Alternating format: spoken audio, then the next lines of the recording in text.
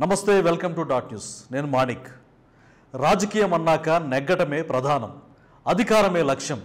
ఆ అధికారం కోసం ప్రజాబలాన్ని నమ్ముకునే వాళ్ళు, ప్రజల ఆదరణను పెంచుకోవాలనుకునే వాళ్ళు కొందరు. కేవలం ఎత్తులు ఉంటే చాలు, బలం లేకపోయినా ఇతరులతో పొత్తులు పెట్టుకుంటే చాలు, ప్రజల వెంట నిలవకపోయినా కుల సమీకరణలను కలుపుకుంటే చాలు అని భావించేవారు మరికొందరు. ఇలాంటి నాయకుడే చంద్రబాబు. ఎత్తులే ముఖ్యమనుకుని పొత్తులతో ముందుకు సాగేవాళ్ళు, 45 ఏళ్లు సీనియర్ అని చెప్పుకునే చంద్రబాబు ఒక పార్టీ పెట్టలేదు, పొత్తు లేకుండా ఎన్నికల్లో దిగలేదు. ఇప్పుడు పొత్తులు ఫలితాన్ని ఇస్తాయా, చిత్తు చేస్తాయా?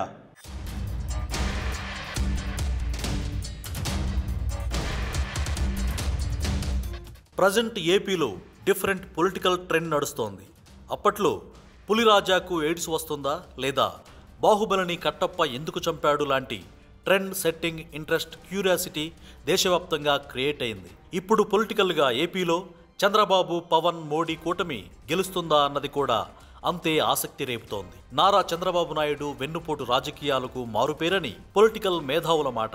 ఇక పొత్తులు పెట్టుకోవడంలో నిష్ణాతుడు. ప్రజలకు ఏనాడు మేలు చేయాలనే ఆలోచన లేని చంద్రబాబు అధికార దాహంతో తప్పించిపోతూ ఉంటారు. అధికారమే లక్ష్యంగా పావులు కదిపే చంద్రబాబుకు ఏనాడు పొత్తు లేకుండా గెలిచిన చరిత్రే లేదు. 1995లో మామ ఎన్టీఆర్ నుంచి అధికారాన్ని లాగేసుకున్న చంద్రబాబు ఆపై పొత్తుల తక్కడినే నమ్ముకొని నేటి వరకు రాజకీయ పబ్బం గడుపుతున్నారు. 1999 సార్వత్రిక ఎన్నికలకు ముందు అటల్ బిహారీ వాజ్పేయి నేతృత్వంలోని బీజేపీ ప్రభుత్వంతో పొత్తులో భాగంగా బయట నుంచి మద్దతునిచ్చేందుకు అంగీకరించారు చంద్రబాబు. ఆ ఎన్నికల్లో బీజేపీ సపోర్టుతోనే ఇక్కడ టీడీపీ గట్టెక్కిందని చెప్పాలి. 1999లో ఎన్నికలకు ముందే కార్గిల్ పోరులో పాకిస్తాన్పై విజయం సాధించింది భారత్. దాంతో బీజేపీలో మంచి జోష్ వచ్చింది. దాన్ని క్యాష్ చేసుకున్నారు చంద్రబాబు. బీజేపీతో పొత్తు కలిసి వస్తుందని భావించి దానికి తగ్గట్టే వారి చంకరనెక్కి పొత్తు పెట్టుకున్నారు. అలా ఎన్నికల్లో విజయం సాధించింది చంద్రబాబు నేతృత్వంలోని టీడీపీ.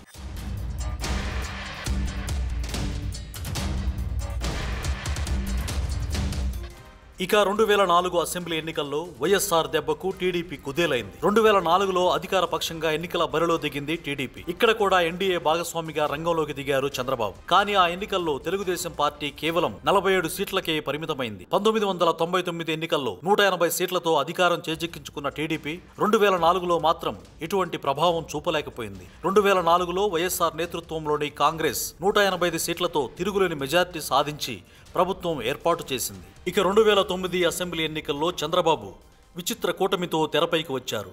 మహాకూటమి పేరిట టీఆర్ఎస్, కమ్యూనిస్టులతో కలిసి ఎన్నికల్లో పోటీ దిగారు. కానీ చంద్రబాబును ప్రజలు పట్టించుకోలేదు. 2009లో చంద్రబాబు సారథ్యంలో తెలుగుదేశం ఘోర పరాజయం చవిచూసింది. ఉమ్మడి ఆంధ్రప్రదేశ్లోని 294 నియోజకవర్గాల్లో తెలుగుదేశం 222 స్థానాల్లో పోటీకి దిగి 92 సీట్లు మాత్రమే గెలిచింది. 2009లో సమైక్య ఆంధ్రప్రదేశ్కు వరుసగా రెండోసారి డాక్టర్ వైఎస్ఆర్ నేతృత్వంలోని కాంగ్రెస్ అధికారాన్ని నిలబెట్టుకుంది. కాంగ్రెస్ 294 స్థానాల్లో పోటీ చేసి 156 స్థానాల్లో గెలిచి సత్తా చాటింది.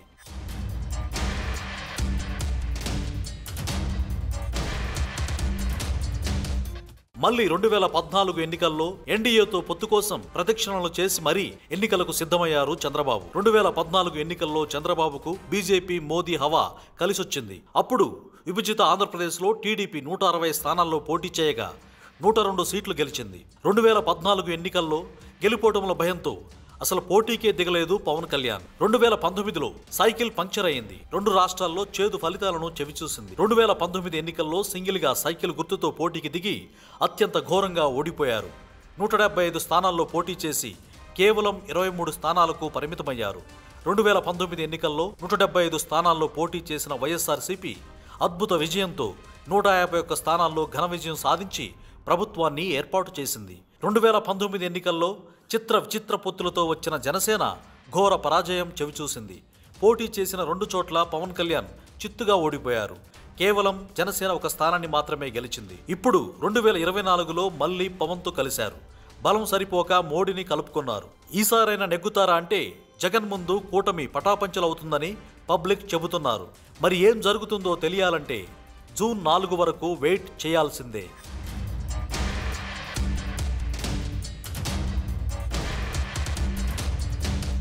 Please subscribe .news.